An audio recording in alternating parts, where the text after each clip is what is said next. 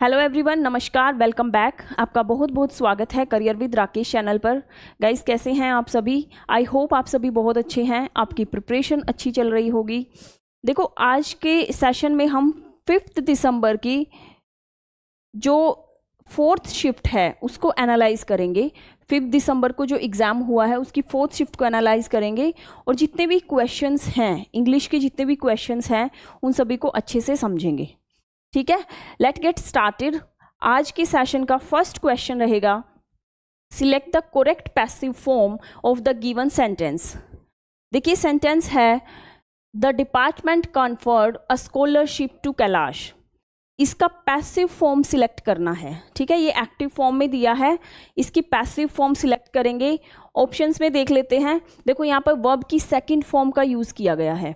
ठीक है, वर्ब की सेकंड फॉर्म अगर एक्टिव वॉइस में है तो ये पैसिव वॉइस में, एक्टिव वॉइस में है तो पैसिव वॉइस में चेंज होके क्या आता है, वॉज वर प्लस वर्ब की थर्ड फॉर्म।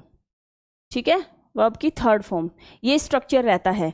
तो देख लेते हैं। फर्स्ट जो ऑप्शन है उसमें हैड बीन का यूज़ किया गया है जो कि अप्रोप्रिएट नहीं है। अ स्कॉलरशिप इज बीइंग का कोई मतलब नहीं है, बिकॉज वॉज वर्ब का यूज़ देखना है हमने। इसमें हैज़ है, तो थर्ड जो ऑप्शन है उसमें है वॉज कन्फर्ड। ठीक है, वॉज प्लस वर्ब की थर्ड फॉर्म का यूज़ है, तो हमारा जो थर्ड ऑप्शन है वो बिल्कुल राइट होगा। बिकॉज जो इसका जो ऑब्जेक्ट है वो है स्कॉलरशिप, तो ऑब्जेक्ट से स्टार्ट होता है। A scholarship was conferred to Kailash by the department. ठीक है, तो थर्ड ऑप्शन इसका बिल्कुल राइट होगा। नेक्स्ट क्वेश्चन है, select the correct indirect form of the given sentence. ठीक है, ये डायरेक्ट फॉर्म में सेंटेंस दिया है, इसकी इनडायरेक्ट फॉर्म को सिलेक्ट करेंगे। Madhurima explained I am planning to quit my graduation. तो देख लेते हैं ऑप्शंस में कि कौन सा सही है। मधुरिमा एक्सप्लेन्ड दैट बिल्कुल सही है, कंजंक्शन दैट आएगा। शी वर, देखिए शी एक सिंगुलर सब्जेक्ट है, इसके साथ वर नहीं वॉज का यूज़ होगा, बिकॉज ये जो सेंटेंस है ये प्रेजेंट में है, और प्रेजेंट अगर नरेशन के क्वेश्चंस हम करते हैं सॉल्व तो प्रेजेंट को पास्ट में चेंज कर देते हैं। ठीक है, इसकी डायरेक्ट फॉर्म में हम इसको इनडायरेक्ट फॉर्म में पास्ट में चेंज करेंगे। तो शी के साथ वर नहीं, शी के साथ प्लान्ड, यहाँ पे वर्ब की सेकंड फॉर्म का ही यूज़ है, तो ये भी इनकरेक्ट होगा। इसमें देख लेते हैं, Madhurima explained that she was, यहाँ तक बिल्कुल ठीक है। Planning, she was planning to quit her, देखिए यहाँ पे माई की जगह, बिकॉज इसके अकॉर्डिंग हम इसका प्रोनाउन लेंगे। ठीक है, शी का प्रोनाउन हो जाएगा हर ग्रेजुएशन, तो इसका जो थर्ड ऑप्शन है वो बिल्कुल सही होगा कि जो मधुरिमा है उसने एक्सप्लेन किया she was planning to quit her graduation. Next है, select the incorrectly spelled word. Incorrectly spelled word बताना है भाई। Demolish, conduct, biopic and handful. देखिए, डिमोलिश की स्पेलिंग इनकरेक्ट है। डिमोलिश की राइट जो स्पेलिंग होएगी वो रहेगी DEMOLISH। ठीक है, यहाँ पर DI दिया है जो कि इनकरेक्ट स्पेलिंग है। ठीक है, देखिए डिमोलिश का मतलब होता है पुल और नॉक डाउन, किसी चीज़ को गिराना। ये वैसे बिल्डिंग के कंसर्न में मेनली यूज़ किया जाता है। किसी कहते हैं ना, किसी बिल्डिंग को डिमोलिश किया गया, उसको गिरा दिया गया। ठीक है, तो इसका जो राइट स्पेलिंग होगा वो रहेगा ये। नेक्स्ट है, select the most appropriate antonym of the underline word. The government ruthlessly decided to force its citizen to pay taxes even during famine।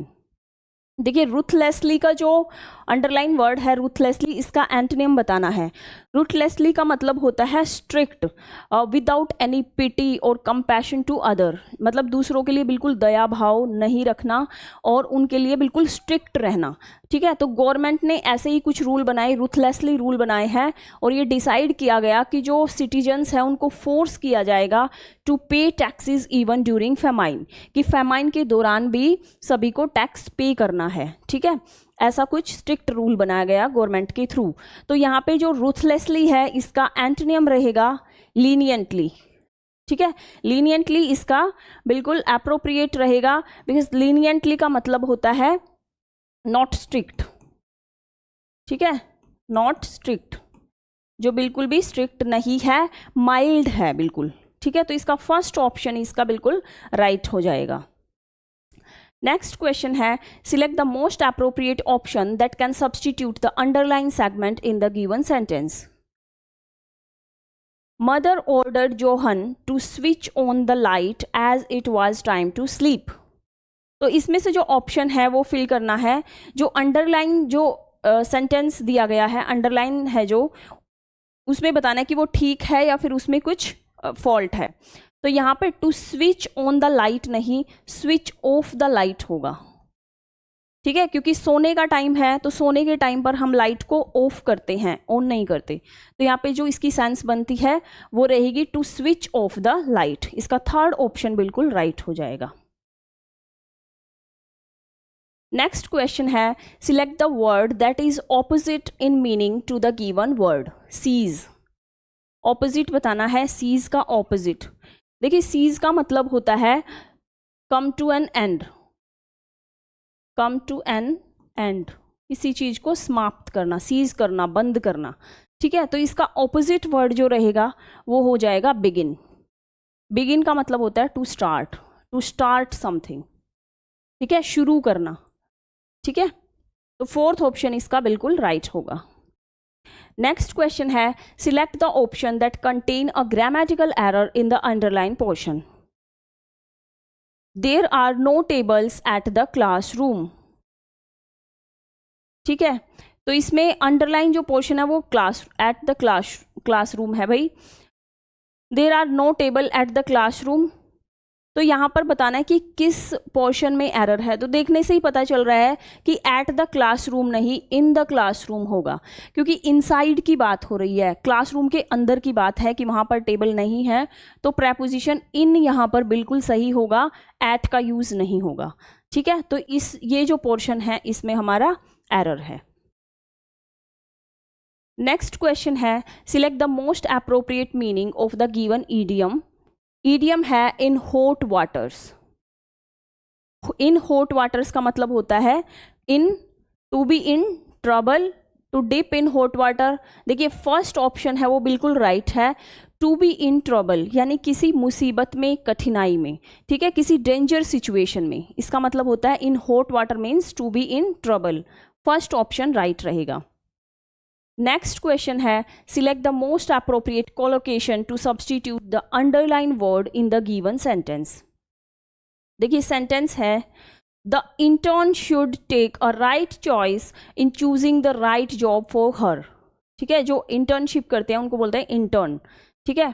उनको चाहिए कि वो एक right choice, take a right choice नहीं, वो होता है मेक अ राइट चॉइस, कि बहुत सारे ऑप्शंस हैं उनके पास, उनमें से किसी एक अप्रोप्रिएट ऑप्शन को चूज करना अपने लिए, ठीक है। मेक अ राइट चॉइस होगा, टेक अ राइट चॉइस नहीं। तो सेकंड ऑप्शन इसका बिल्कुल राइट होगा कि वो उनको अपने लिए एक राइट चॉइस रखनी चाहिए, to choosing the right job for her, कि वो अपने लिए एक राइट जॉब चूज करें।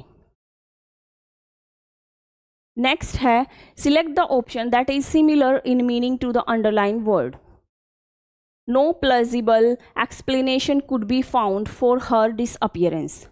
देखिए plausible का मतलब होता है, प्लोजिबल का मतलब होता है जो रीजनेबल है, जो रीजनेबल है, ठीक है। प्रोबेबल जिसका कोई रीजन है तभी वो चीज़ है, ठीक है। जो किसी चीज़ का रीजन है और वो है उसको बोलते हैं प्लोजिबल। एंड इसका जो सिमिलर वर्ड होगा, वो होगा क्रेडिबल, ठीक है। क्रेडिबल हो जाएगा कि जिस पर विश्वास किया जा सके, ठीक है, विश्वसनीय है कोई चीज़। तो इसका जो अप्रोप्रिएट ऑप्शन होगा वो थर्ड रहेगा। नेक्स्ट क्वेश्चन है, select the idiom from the given options that gives the most appropriate meaning of the highlighted text in the following sentence, ठीक है। The announcement of the new tourism policy of the government has made some people excited और interested. देखिए ये है भाई underline जो line है वो ये वाली है, एक्साइटेड और इंटरेस्टेड। इसके लिए अप्रोप्रिएट इडियम को चूज करना है। एक्साइटेड और इंटरेस्टेड हो जाता है quicken the pulse, quicken the pulse. Third option इसका राइट होगा, किसी चीज के लिए एक्साइटेड होना, इंटरेस्टेड रहना, that's called quicken the pulse. एक इडियम है ये। नेक्स्ट है select the option that can be used as one word substitute for the given group of words.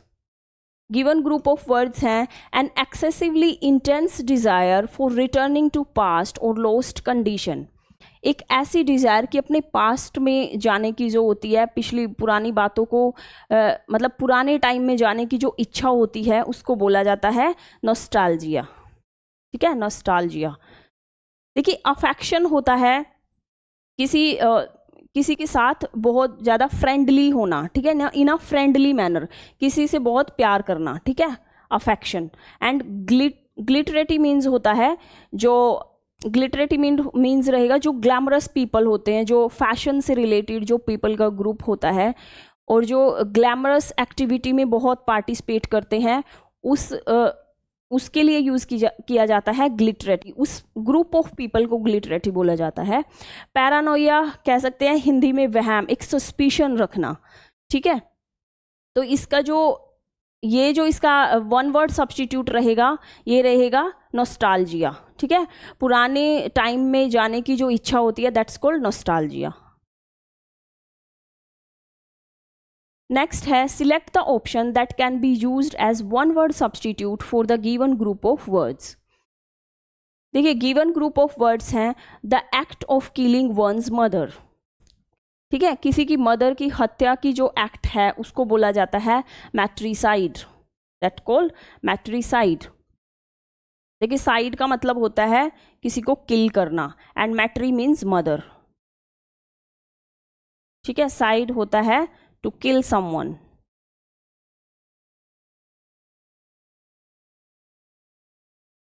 ठीक है, तो यहां पर इसका जो ऑप्शन रहेगा वो फोर्थ ऑप्शन बिल्कुल राइट रहेगा।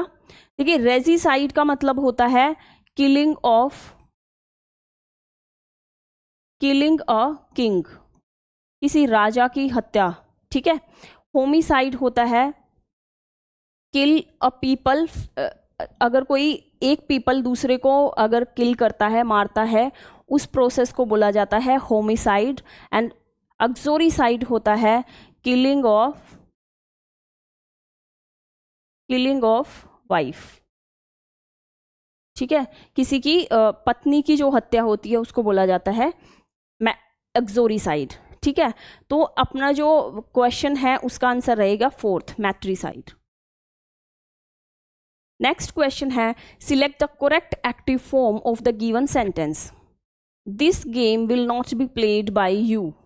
इसका जो एक्टिव फॉर्म है उसको सिलेक्ट करना है। ये पैसिव फॉर्म में दिया है, तो यहाँ पर देख लेते हैं। ये मोडाल है will, modal plus be plus verb की थर्ड फॉर्म है, और ये किससे चेंज होके आता है? मोडाल प्लस वर्ब की फर्स्ट फॉर्म से। ठीक है, ये चेंज हो गया आता है मोडाल प्लस वर्ब की फर्स्ट फॉर्म। तो इसमें देख लेते हैं, you will not play this game. ठीक है, you will not be playing good, तो इसका फर्स्ट ऑप्शन ही बिल्कुल राइट होगा, क्योंकि यहाँ पर विल भी है, बी है, प्लेइंग है, तो ये अपने स्ट्रक्चर को फॉलो नहीं कर रहा। कुड और हैड का कोई मतलब नहीं बनता, क्योंकि हमने यहाँ पर हमारा मॉडल है जो वो विल है। ठीक है, वो एज इट इज़ रहना चाहिए। तो यहाँ पर जो फर्स्ट ऑप्शन है वो बिल्कुल राइट होगा, मॉडल प्लस वर्ब की फर्स्ट फॉर्म। नेक्स्ट क्वेश्चन है rearrange the parts of the sentence in correct order, we are encouraged. हाँ देखो यहाँ से स्टार्ट है, we are encouraged, we are encouraged. Encouraged क्या है? वर्ब है। तो ये कहा गया है कि वी आर एनक्रेज्ड, हमें इनक्रेज किया जाता है किसके थ्रू? मतलब by how women are embracing online. देखिए वर्ब है तो उसके बाद प्रपोजिशन आएगा, बिकॉज ये जो help, accelerate their return, work and promote economic mobility, ये यहाँ पर मतलब एक करेक्ट मीनिंग नहीं देंगे। ठीक है, तो यहाँ पर हमारा जो प्रपोजिशन है वो अप्रोप्रिएट रहेगा कि हमें इंक्रेज किया जाता है by how women are embracing online. Q से देख लेते हैं, ऑनलाइन एस, learning to develop new skills that can, p है that can help accelerate their return to return to work and promote economic mobility, कि हमें एनकरेज किया जाता है कि किनके द्वारा, कि हाउ, कैसे वुमेन है वो एम्ब्रेस ऑनलाइन जो लर्निंग है उसको अपना रही हैं, and to develop new skill, और उससे एक न्यू स्किल डेवलप होती है दैट कैन, जो क्या करती है, हेल्प करती है एक्सलेट देयर रिटर्न टू वर्क, कि वो अपने काम में वापस आ रही है, उनको काम से जो रिटर्न है वो मिलता है, वो इंक्रीज होता है, एंड प्रोमोट इकोनॉमिक मोबिलिटी, और इससे जो इकोनॉमिक मोबिलिटी है उसको भी प्रमोशन मिलता है। ठीक है, तो इसका जो फर्स्ट ऑप्शन है वो बिल्कुल अप्रोप्रिएट मीनिंग दे रहा है इस पैराग्राफ का। ठीक है, नेक्स्ट क्वेश्चन रहेगा, select the most appropriate synonym of the given word wrathful। देखिए वर्ड है wrathful। wrathful का मतलब होता है एक्सट्रीमली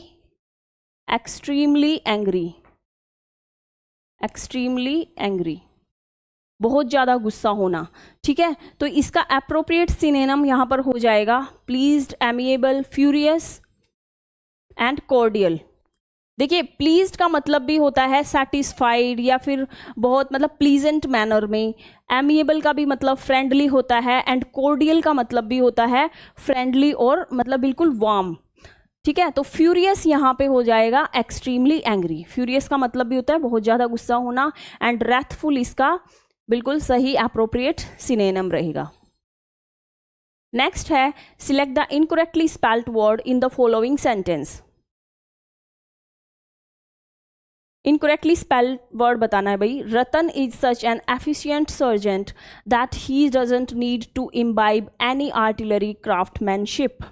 देखिए क्राफ्टमैनशिप नहीं होता है, क्राफ्टमैनशिप नहीं होता, CRAFTS, क्राफ्ट्स होता है, क्राफ्ट्समैनशिप। ठीक है, यहां पर S आएगा, यहां पर S रहेगा, इधर नहीं इधर, क्राफ्ट्समैनशिप होता है।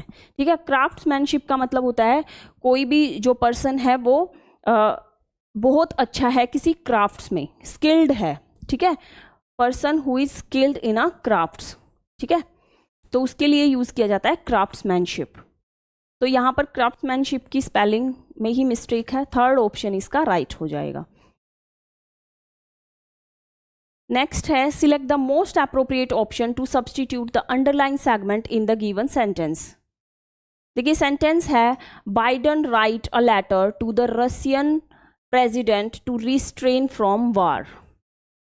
ठीक है, देखिए ये बात है जो ये पास्ट में बोली गई है, क्योंकि अगर इसको प्रेजेंट में हम कहेंगे तो यहाँ पर राइट्स होना चाहिए था। अगर प्रेजेंट में वो लिखता है, ऐसा बोला जाए कि बाइडन लेटर लिखता है, तो यहाँ पर ये क्या है, थर्ड पर्सन है, और थर्ड पर्सन के साथ वर्ब की फर्स्ट फॉर्म के साथ हमेशा एस या ES का यूज होता है। अगर ये ऐसे ठीक होता, प्रेजेंट में बात हो रही होती तो यहाँ पर S होता। अगर ये नहीं है, इसका मतलब जो बात है वो हमारी पास्ट में हो रही है। ठीक है, तो यहाँ पर बाइडन राइट्स और बाइडन रोट अ लेटर, कि उसने लेटर लिखा, Biden wrote a letter to Russian president to restrain from the war, कि वार से रिस्ट्रेन रहे, दूर रहे। ठीक है, बच के रहे। तो सेकंड ऑप्शन इसका बिल्कुल राइट होगा। Select the sentence with the appropriate use of preposition। We have been playing for 4 o'clock। अच्छा, preposition देखना है। देखो 4 है, इधर from है, यहाँ पर to है, एंड since है। तो देखो 4 o'clock क्या है, एक पॉइंट ऑफ टाइम की बात है, एक बिल्कुल फिक्स टाइम की बात कही गई है। हमें पता है कि 4 o'clock की बात है। ठीक है, एग्जैक्ट टाइम की बात है, तो यहाँ पर सिंस प्रेपोजिशन का यूज होगा। ठीक है, और ये जो सेंटेंस है ये है प्रेजेंट परफेक्ट कॉन्टिन्यूअस का सेंटेंस है, जहाँ पर कोई कार्य लगातार हो रहा है, कि we have been playing since 4 o'clock, हम 4 o'clock से खेल रहे हैं। ठीक है, नेक्स्ट क्वेश्चन है, select the most appropriate option to fill in the blank. I looked at her face and found she was getting disturbed. I decided to drop that. कि मैंने ये देखा, I looked at her face, कि उसके face की तरफ मैंने देखा और ये पाया कि वो getting disturbed, वो डिस्टर्ब हो रही है, and I decided to drop, मैंने ये निश्चित किया कि मैं ये इसको ड्रॉप कर दूंगा, किस चीज़ को, प्रोडक्ट को, चांस को, सब्जेक्ट को एंड प्राइड। देखिए मैं इस चीज़ को, मैं इस सब्जेक्ट को ही ड्रॉप कर दूंगा। सब्जेक्ट होता है जिसके बारे में पहले से बात हो रही है, ठीक है, जिसके बारे में डिस्कशन चल रहा है। तो यहाँ पर थर्ड ऑप्शन अपना राइट हो जाएगा, I decided to drop that subject. देखिए नेक्स्ट क्वेश्चन है कॉम्प्रीहेंशन का, एंड ये स्टार्ट होता है यहां से। A robot is a mechanical और वर्चुअल आर्टिफिशियल एजेंट। ठीक है, रोबोट के बारे में ही पूरा पैराग्राफ दिया गया है कि एक रोबोट है वो मैकेनिकल और आर्टिफिशियल एजेंट है। Usually an electromagnetic machine that is dash by a computer program और इलेक्ट्रॉनिक सर्किटरी। ठीक है, कि जो ये है इलेक्ट्रोमैग्नेटिक मशीन है जो इंक्लूड करती है चेज, गाइडेड और चैलेंज्ड। देखिए जो गाइडेड, इसका राइट ऑप्शन रहेगा। गाइडेड का मतलब होता है किसी चीज़ को कंट्रोल करना, ठीक है, कंट्रोल के अकॉर्डिंग उसमें वर्क करना। Electromagnetical machine that is guided by a computer program और electronic circuitry. In general, robots can be autonomous or semi-autonomous and are now used in different field. ठीक है, they have replaced, कि इनको different fields में use किया जाता है, and they have replaced dash in performing repetitive and dangerous tasks which human prefer not to do or are unable to do because of size limitation. कि इनको replace किया गया है किसके साथ, machines, humans, agents and toys. देखिए robot तो human के साथ ही रिप्लेस होके वर्क करते हैं ह्यूमन की जगह पर, तो यहाँ पर राइट ऑप्शन हो जाएगा ह्यूमंस। ठीक है, राइट ऑप्शन यहाँ पर हो जाएगा ह्यूमंस, कि ये रिप्लेस होते हैं ह्यूमन से परफॉर्मेंस में, एंड और are unable to do because of size limitations or which take place in extreme dash such as outer space or the bottom of the sea. कि इनको extreme beauty, pattern, enjoyment and environment, extreme pattern हो जाएगा। ठीक है, और which take place in extreme pattern में इनको use किया जाता है, सच एज अदर स्पेस, की इनको दूसरे स्पेस में भी भेजा जा सकता है, और बॉटम ऑफ द सी, कि सी के बॉटम में भी इनको भेजा, इनसे काम लिया जा सकता है। For instance robot can now B used in industry. ठीक है, इंडस्ट्री में यूज होते हैं, एज इन कार मैन्युफैक्चरिंग, और they can be used in homes to do the, क्या करते हैं होम्स में, network, house work, software, handwork. House में तो हाउस वर्क करेंगे, सेकंड ऑप्शन इसका राइट हो जाएगा। To do house work some robot may respond to speech और even be medical operating tools, कि इनको स्पीच के लिए भी, मतलब ये बोलते भी हैं, और मेडिकल ऑपरेटिंग में भी इनको एज अ टूल यूज़ किया जाता है। They are concern about the increasing use of robot and their role in society. Robots are blamed for the rising, robots को किस चीज़ के लिए ब्लेम किया जा रहा है, rising unemployment, peace, social issues and corruption. देखिए रोबोट्स अगर ह्यूमन को रिप्लेस कर रहे हैं तो ये एक टाइप से अनएम्प्लॉयमेंट के लिए ब्लेम किए जाते हैं, बेरोजगारी के लिए, क्योंकि ये ह्यूमन के प्लेस पे काम करते हैं। तो फर्स्ट ऑप्शन राइट रहेगा, rising unemployment as they replace worker in increasing numbers of function, कि ये ज़्यादा फंक्शंस में वर्क करते हैं तो ये अनएम्प्लॉयमेंट को इंक्रीज करते हैं। ठीक है, तो गाइज ये था आज का सेशन। 5 दिसंबर की 4th शिफ्ट को हमने अच्छे से एनालाइज किया है। प्लीज़ आप पूरी सेशन को देखिए और अच्छे से समझिए। आज का जो सेशन है इसको यहीं फिनिश करते हैं, मिलते हैं नेक्स्ट सेशन में, तब तक के लिए नमस्कार।